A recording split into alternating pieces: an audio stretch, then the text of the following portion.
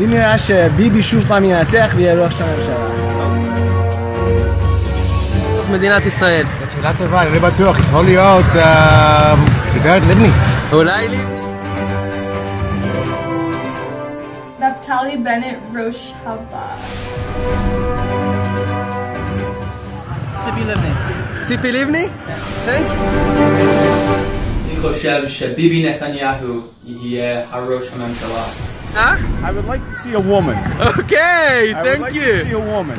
Woman, it means Tzipi Livni. One of them is woman.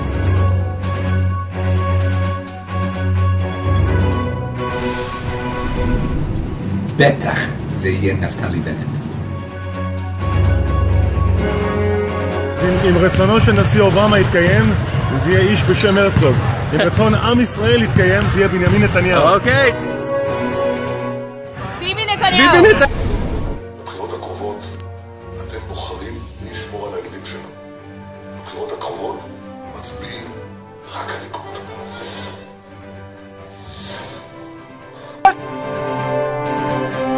מי ראש הממשלה הבא? יאיר! מי ראש הממשלה הבא? יאיר לפיד! יש עתיד הוא כבר... ביבי נתניהו. אני, אריה מכלוף דרעי, אומר לכם, אתם שומעים על מסע השירים של ש"ס עכשיו בפעם הראשונה, אבל אתם הולכים לשמוע עליו הרבה יותר לאחר ה-17 במרץ. ש"ס, המהפכה חוזרת. ביבי, are you sure? Yeah, ביבי. Alright, thank you. זה תמיד הדרך של השמאל לברוח. תברחו, אנחנו נשארים בארץ, אנחנו לא בורחים. מי שרוצה לברוח, שיברח.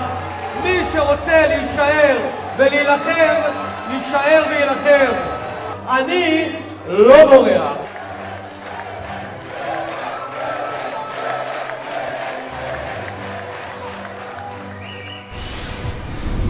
אני חושב שציפי לבני צריכה להיות הראש הממשלה הבאה בישראל. זו הנבחרת החזקה ביותר, האיכותית ביותר, העוצמתית ביותר, החברתית ביותר.